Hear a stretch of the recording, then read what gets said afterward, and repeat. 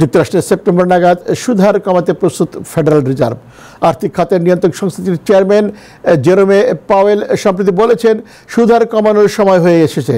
মূল্যস্ফীতির কাঙ্ক্ষিত গতি ও শ্রমবাজারের নিম্নমুখী ঝুঁকি এতে প্রভাবক হিসেবে কাজ করছে বলেও জানান তিনি।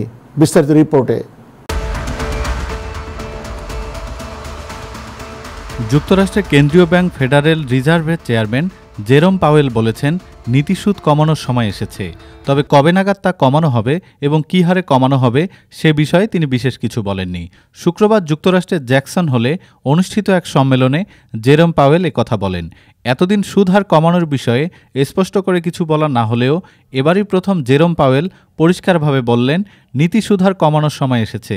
যুক্তরাষ্ট্রে সম্প্রতি বেকারত্বের হার কিছুটা বেড়ে যাওয়ায় বিশ্লেষকেরা ভাবছিলেন ফেড হয়তো এবার উচ্চনীতি সুদ হারের জমানা থেকে বেরিয়ে আসবে।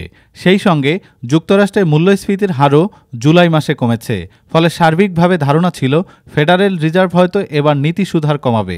বাজারের সেই প্রত্যাশা মিটিয়ে ফেড চেয়ারম্যান এবার সেই ঘোষণা দিলেন। সম্মেলনে জেরোম পাওয়েল বলেন, The economy continues to grow at a solid pace, but the inflation and labor market data show an evolving situation. The upside risks to inflation have diminished, and the downside risks to employment have increased.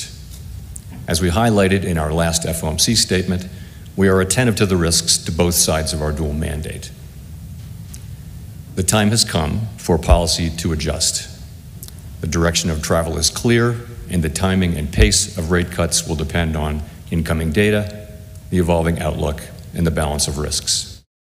মহামারীর সময় থেকে যে মূল্যস্ফীতি বাড়তে শুরু করে সেই সময় যুক্তরাষ্ট্র পেরিয়ে এসেছে। এ বিষয়ে তাদের আত্মবিশ্বাস ক্রমেই বাড়ছে।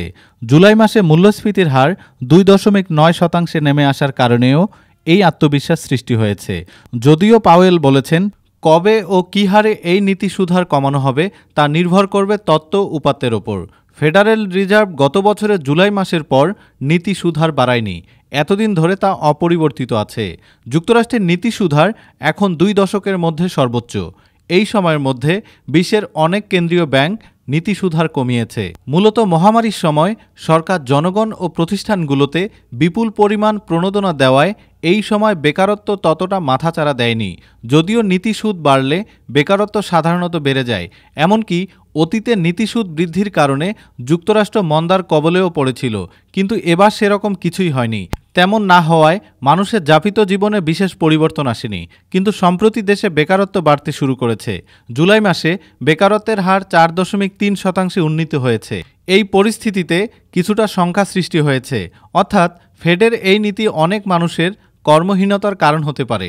সেজন্য জেরোম পাওয়েলের এই ঘোষণা। Desk report, time television, new York.